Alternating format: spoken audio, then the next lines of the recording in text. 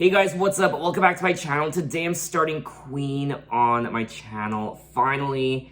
And actually, I was going to be doing Queen next year in 2023. That was the whole plan, but I thought to myself, why am I waiting another year to do Queen on my channel? Queen, one of the greatest bands of all time, and I've been wanting to do Queen for the last couple years, so why do I keep putting them off? Why? Why not just do them already? So it's like, you know what, screw it, I'm just gonna do Queen, I'm sick of waiting. And here we are. I did have a long-term plan for the artists I wanted to do on my channel. So there were artists I was going to do this year, I had a plan for the artists I was gonna do next year, and that's just not really working for me anymore. And I won't lie, I'm gonna be honest with you guys, lately I have been losing motivation and continuing with this channel, just because I've been doing this channel now for 2 years, actually longer than that, but I've been doing YouTube now full-time for 2 years, uploading 5 videos a week roughly, and I'm not really seeing the growth that I expected. And it's a feeling I've never experienced before since starting my YouTube channel. I've never felt this way before. It's a scary feeling. And it's one of those situations where you kind of just have to read the room. You have to gauge the energy of the people who are watching you. And if there aren't really a lot of people watching you or listening to you, you have to kind of understand why and what you can do to kind of fix that. I just want you guys to know that I'm trying real hard to make my channel into something special, and I'm trying very hard, and I don't ever want to be in a situation where I feel like all my hard work is just going to waste. I don't want to waste my life. I don't want to waste my hours doing something that a lot of people just aren't interested in watching. I have so many aspirations, I have so many dreams and goals in my life that I can't waste my time and throw my hours away at something that just isn't working and something that a lot of people just aren't interested in. YouTube is like any other business. There needs to be constant growth and a constant incline. And if it isn't there, it's not working. It's just, I feel like at times my channel is kind of exactly where it was 2 years ago. I just want you guys to know that I have so much fun doing these videos. I wake up every day so excited to record a video, and I like to think that excitement comes across on screen. It's like the old saying, if you're having fun doing something, it's going to come across to the viewer and they're gonna have fun. So that's kind of one of my YouTube mantras that I live by. But anyway, today I will finally be checking out Queen. Now, Queen are a British rock band formed in London in 1970. The band comprised Freddie Mercury, who was the lead vocalist and piano man, and also Brian May, guitar and vocals, Roger Taylor, drums and vocals, and John Deacon, bass. I don't know a whole lot about Queen and Freddie Mercury himself. What I know is essentially from watching the movie Bohemian Rhapsody, but from my understanding, there are several inaccuracies in that movie. So it's gonna be nice to go on this journey and learn a lot more about a band that I've been highly intrigued about my entire life. Queen have been a global presence in popular culture for more than 4 decades. Estimates of their record sales range from 170 million to 300 million, making them one of the world's best-selling music artists. They were inducted into the Rock and Roll Hall of Fame in 2001, and with each member having composed hit singles, all 4 were inducted into the Songwriters Hall of Fame in 2003. Now, before Queen came into fruition, 2 of the band members, Brian and Roger, had played together in the band Smile. Freddie was a fan of Smile and encouraged them to experiment with more elaborate stage and recording techniques. He joined in 1970 and suggested the name Queen. Regarded as one of the greatest singers in the history of rock music, Freddie was known for his flamboyant stage persona and 4-octave vocal range. Freddie defied the conventions of a rock frontman with his theatrical style, influencing the artistic direction of Queen. Now, of course, Freddie was eventually diagnosed with AIDS, and he did die in 1987 at the age of 45. Such a powerful legacy this band brought to music, and we are going back to where it first started in 1973 with their debut album called Queen. Now I am looking at the track listing for the album. There are 10 tracks for a total of 39 minutes. I also don't recall hearing any of these songs before. So let's dive right into it with track 1, Keep Yourself Alive.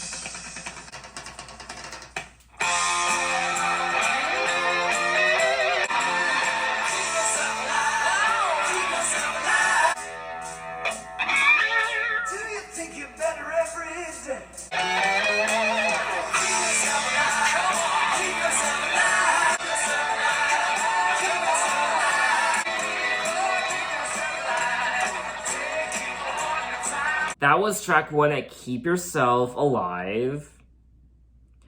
I really enjoyed this track. The overall instrumental, the drums and those riffs, God help me. I loved that drum solo. I have to remind myself as to who did what. Brian was guitar and vocals, Freddie lead vocals, piano, Roger drums and vocals, and John Deacon was bass. Just the overall production was... I just really enjoyed it. Taking off, I was told a million times of all the troubles in the way. Mind you, grow a little wiser, a little better every day. But if I crossed a million rivers and rode a million miles, and I'd still be where I started, bread and butter for a smile, while I sold a million mirrors in a shopping alleyway, but I never saw my face in any window any day. Be a superstar, but I tell you, just be satisfied and stay right where you are. Keep Yourself Alive, yeah. Now, Keep Yourself Alive was selected as the lead single from the album, and it looks like it was largely ignored upon its release and failed to chart on either side of the Atlantic. But it is regarded by some publications now as one of their greatest, or I should say, one of the greatest guitar songs of all time, according to Rolling Stone. Brian May wrote the song, and he had penned the lyrics thinking of them as ironic and tongue-in-cheek. I don't know, there's something about Freddie's voice where whenever I hear him sing, I just feel so wild, and I can't even explain. I just feel it's like a burst of energy. It's a burst of adrenaline, and I don't know, something happens to me. I think it's more so because his presence is so electric. It's so theatrical, dramatic. It's so alive, and I don't know what that was. That just goes to show you my excitement for, we're only on the first song of the first album of my Queen journey, and I'm already acting like this. God help me. Anyway, let's move on to track 2, Doing All Right.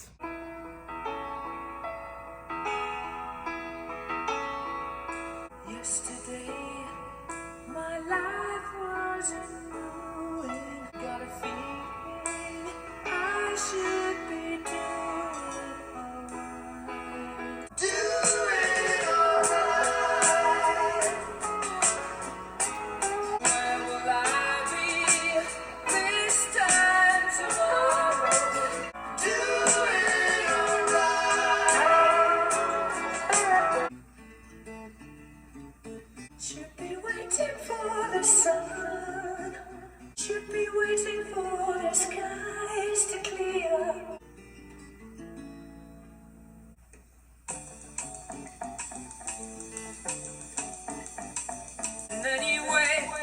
to hide away.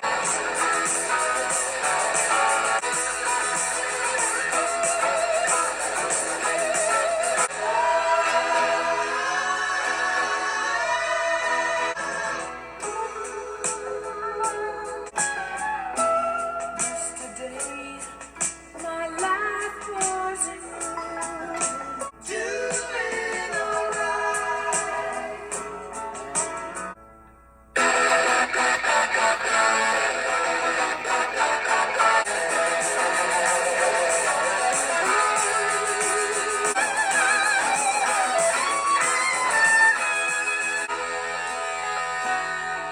Doing alright.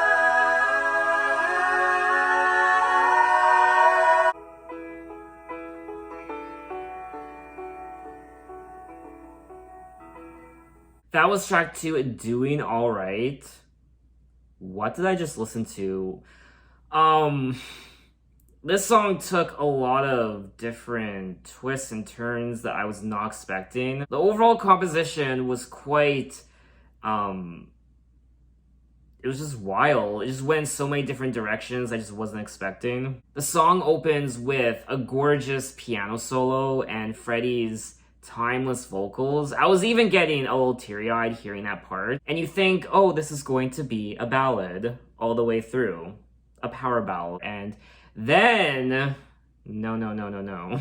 The more aggressive instrumentation kicks in with the guitars and the drums, and it just kind of takes you on this journey. Doing Alright was written by Brian and Tim Staffel while in Smile, the band. And this is one of the few Queen songs to feature Brian on the piano. Tim sang the song when it was a Smile song, but Freddie tried to sing in the same manner when it became a Queen song. Yesterday my life was in ruin, now today I know what I'm doing. Got a feeling I should be doing alright. Doing alright. Where will I be this time tomorrow? Jumped in joy or sinking in sorrow. Anyway, I should be doing alright. Wow, these lyrics are quite touching. I mean, I'm really enjoying this album so far. I wasn't expecting to like this album as much as I am. I was expecting to enjoy them and like them because it's Queen, but I wasn't expecting to just love them as much as I am. I just like the juxtaposition of the softer side of the production when it comes to the piano and Freddie's delicate singing, but then the more bombastic, wild side with the guitar riffs and the drums. But let's move on to track 3, Great King Rat. Breaking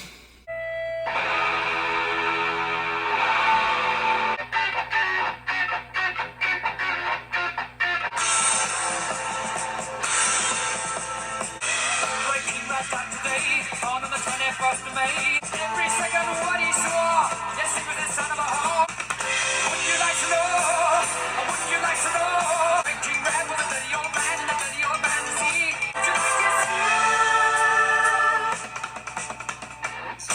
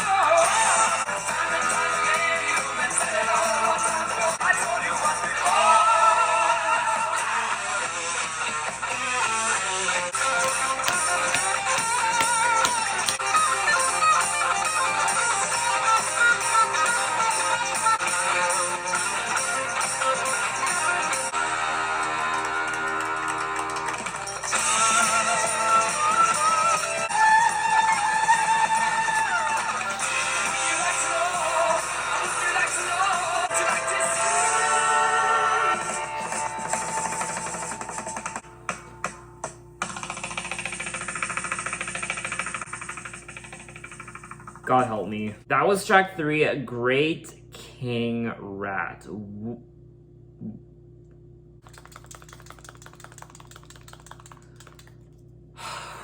It's like a wild music orgy in my ears. I mean, like I said already, I was expecting to like these songs on the album. I wasn't expecting to just be overjoyed with them and absolutely obsessed with them and just, I don't know, the overall instrumental on this track was just, I don't even know what to say. It was perfection. The guitar work, the drum work. I'm at a loss for words. I'm speechless. Freddie, his singing, his vocals, and the story of the track, the lyrics, I really don't know what's happening in this song. Great King Rat died today, born on the 21st of May, died syphilis 44 on his birthday. Every second word he swore, yes, her was the son of a whore. Always wanted by the law, wouldn't you like to know people, Great King Rat was a dirty old man. The song was written by Freddie and is an example of Queen's earliest sound with lengthy, heavy compositions with long guitar solos and sudden tempo changes. Oh, that's what you call it. I love these compositions. They're so wild and eccentric and unexpected. Love, love, love, love, love. Can I just say that we are 3 tracks into the album and I already want to listen to these songs again. I just want to stop recording and just experience them again and again. I mean, this is leaving me very excited for what's to come. I mean, this is only their first album and I'm already just so overwhelmed. I don't think this has ever happened before on my channel where I'm this overwhelmed when it comes to the first video in a series, when it comes to the debut album from an artist. I mean, pray for me when it comes to me listening to all their other albums, because if I'm acting like this for this album, I mean... Anyway though, let's move on to track 4, My Fairy King.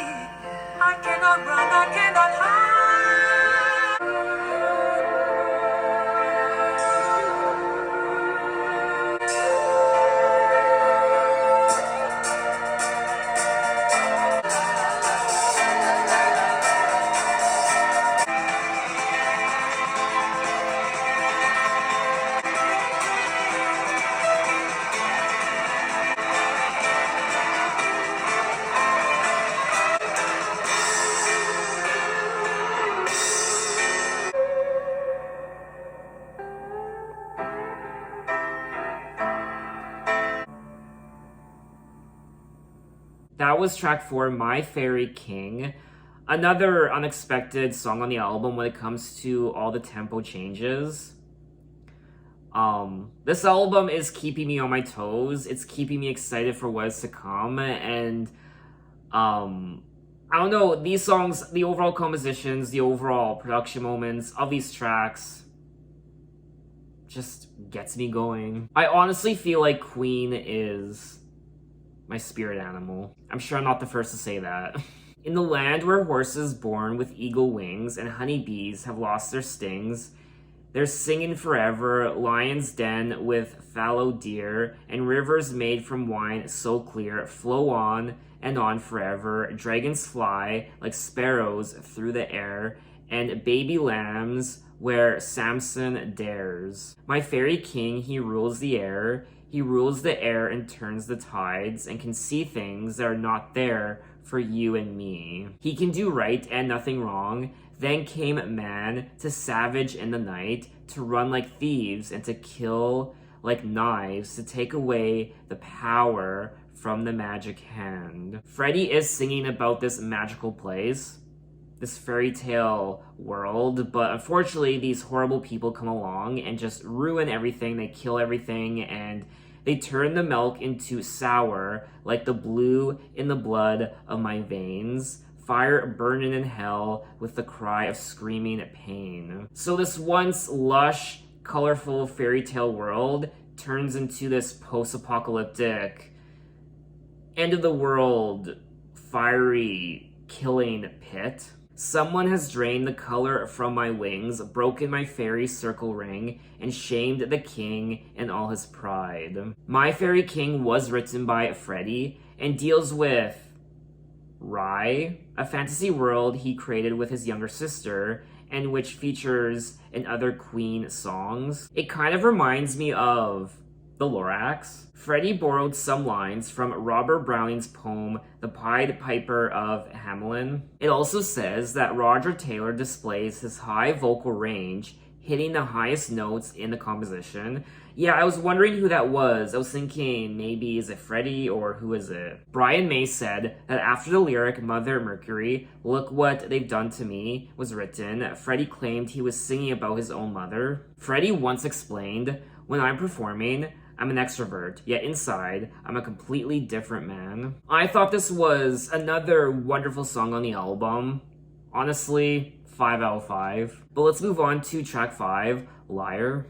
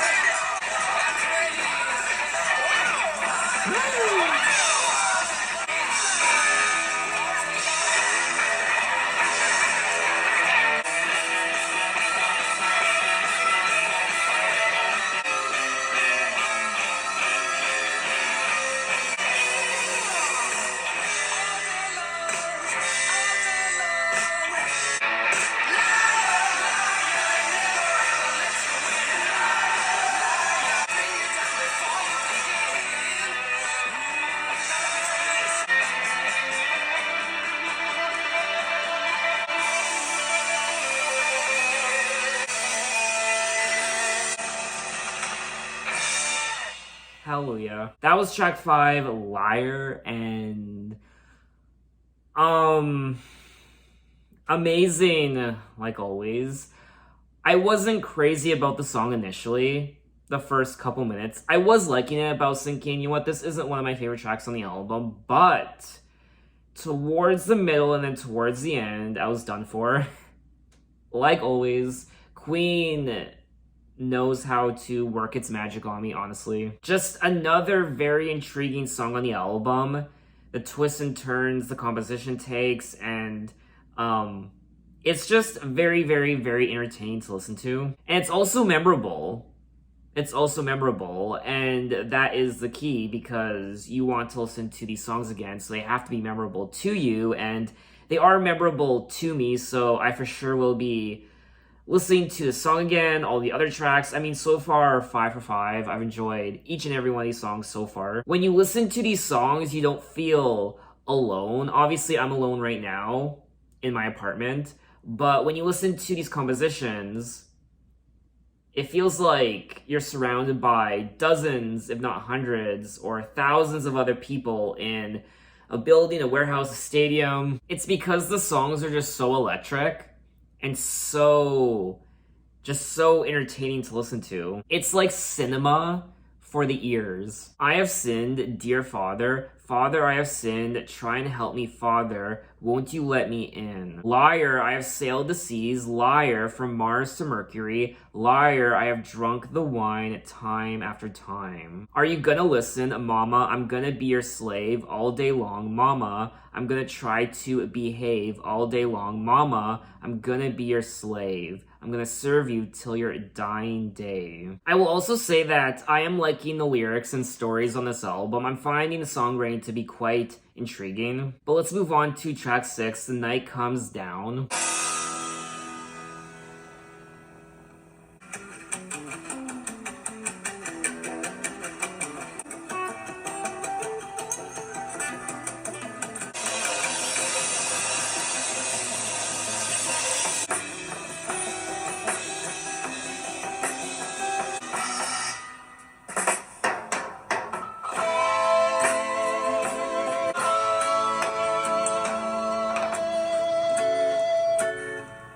When I was young, it came to me. Mercy was high, and so was I. Dancing all in the world. Once I believed in everyone. The night comes down. The night comes down. And it's dark again. Once I could see the good in me. All in the world inside. The night comes down. The night comes down. And it's dark again. And it's dark again.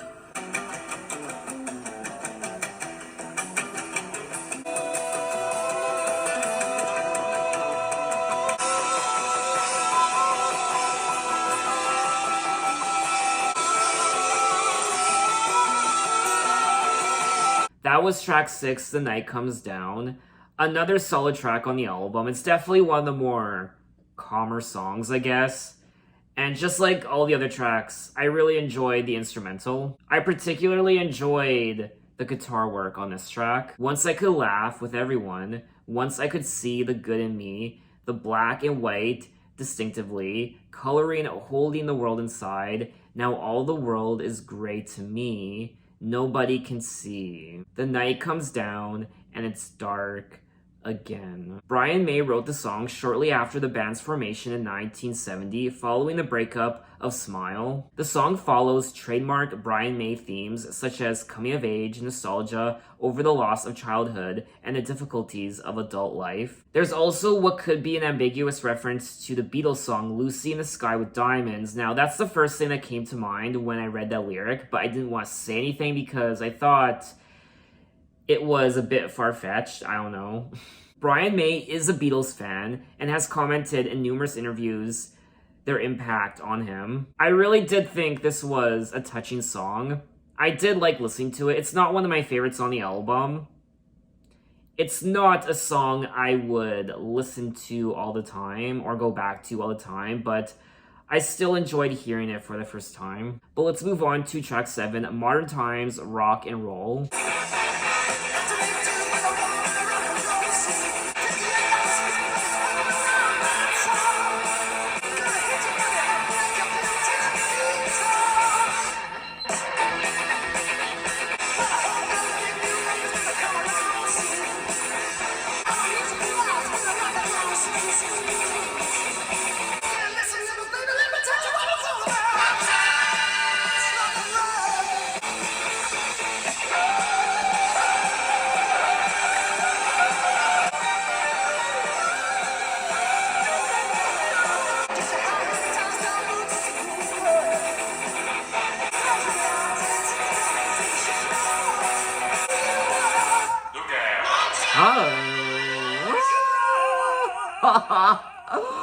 That was track 7, Modern Times, Rock and Roll.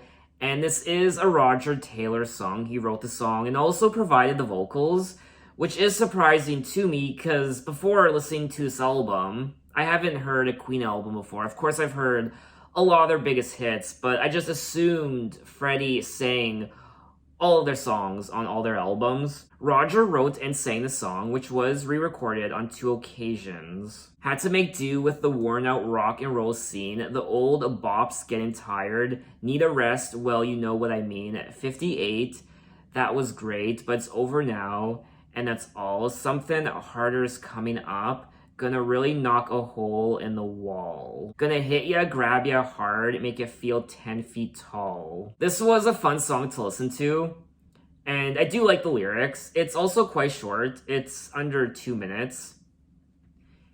It's not one of my favorites on the album. It's not a song I would, just like the prior track, it's not a song I would listen to all the time or go back to all the time, but, I mean, I would check it out again from time to time, I guess. But let's move on to track 8, Son and Daughter.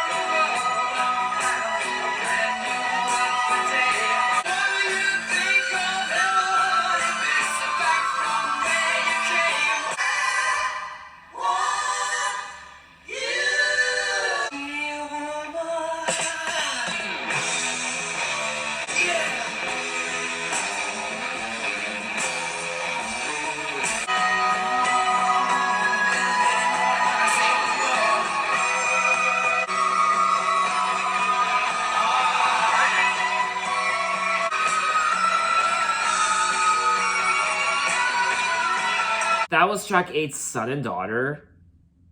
Very interesting. I want you, woman, tried to be your son and daughter rolled into one. You said you'd equal any man for having your fun. Now didn't you feel surprised to find that cap just didn't fit? The world expects a man to buckle down and to shovel shit. What will you do for loving when it's only just begun? I want to be a woman. He does reference a preacher, an equal people preacher, will you lead us all the same, and also heaven. What will you think of heaven if it's back from where you came? So just like track 5, Liar, there are religious undertones to this track. I am quite curious as to what this song is actually about. Some people have said that they think it's about a guy who was pissed off at society's rules and wanted to change it. And someone else also said that Brian May gave an interview many years ago where he said that women's liberation had gone too far. Someone else said that the song is a protest against the feminist movement, that men and women are supposed to have certain roles in society and women should stick to their role and not try to take on the role of men. I mean, for me anyway, when I was listening to the song for the first time, I thought it was actually about going against gender norms. So for example, men don't have to be a traditional macho man. I thought it was also touching on queerness, especially this lyric here, try to be your son and daughter rolled into one. So I'm not one or the other. I'm not a traditional man in the sense that I do traditional male things. I also do things that might be seen as more feminine, that a woman would do. So I don't know, that was kind of my interpretation of the track. I liked it though. I did like this song, and I liked the overall instrumental, of course, composition, and I thought it was very interesting, and I would definitely listen to it again. So let's move on to track 9, Jesus. Then I saw him in the crowd. A lot of people had gathered around him. All going down to see the Lord Jesus. All going down. Then came a man before his feet he fell. All going down to see the Lord Jesus. All going down. It all began with the 3 wise men. All going down to see the Lord Jesus. All going down.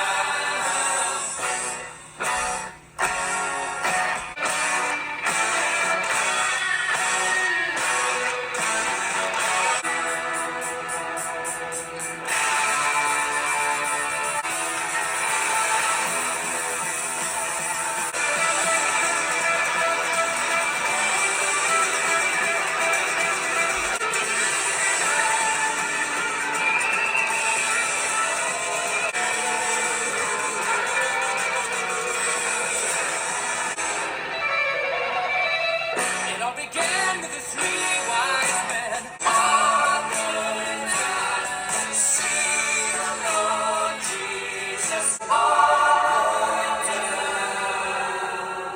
That was track 9, Jesus, and I will say I wasn't expecting so many of these lyrics to touch on religion. And then I saw him in the crowd. A lot of people had gathered around him.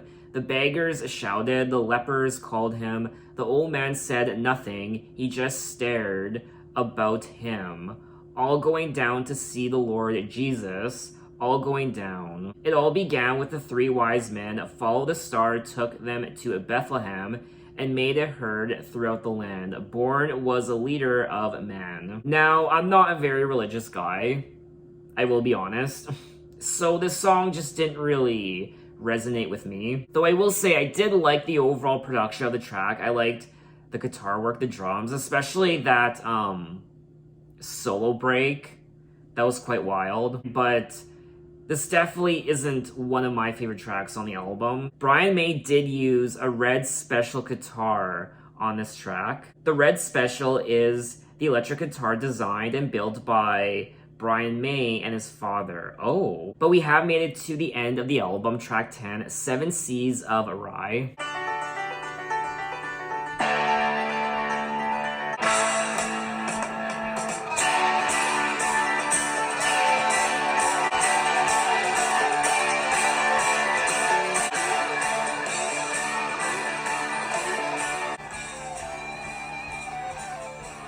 That was track 10, 7 Seas of Rye, and this was purely instrumental. It was just over 1 minute.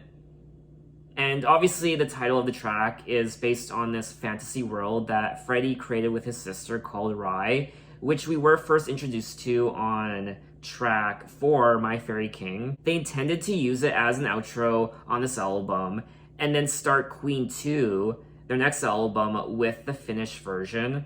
This idea was later abandoned, but the song would become Queen's first hit single. Oh, so it's also part of Queen 2, their next album as well. So that was all 10 tracks of Queen, their very first album from 1973. This was a lot of fun, especially the first half of the album. The first half is my favorite part, tracks 1 through 5. It's so charismatic, it's so electric, it's so theatrical, it's so dramatic and wild, and I love the tempo changes. You think the song is going to go in one direction, and it completely changes it up, and lots of unexpected moments. So many great riffs, guitar solos, drum solos, and the piano, and of course, Freddie's vocals. I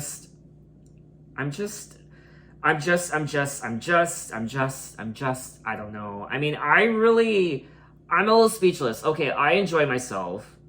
I really think I said everything I wanted to already throughout the duration of this video, but this was a great experience, and I also quite like the lyrics. Very intriguing to read and hear. I also liked the second half of the album. I wasn't crazy about those songs, but I still liked listening to them. I think my favorite tracks on the second half are tracks... I want to say track 8. Track 8 is my favorite on the second half, Son and Daughter. This album is just so alive with energy and passion, but greater things, better things are to come. I also learned a bit more about the 4 members, Freddie, Brian, Roger, and John. And I think that's really all I have to say on the album. What did you guys think of it, and what are your impressions? And what did you think of Queen when they first burst onto the scene? I mean, this was a wonderful taste test for was to come. I will be moving on to their second album from 1974 called Queen 2. So look out for that video next time, and thanks for watching, guys. You can find me on Twitter, you can find me on Instagram, you can message me, you can say, hey, how are you? And I will see you next time. Take care.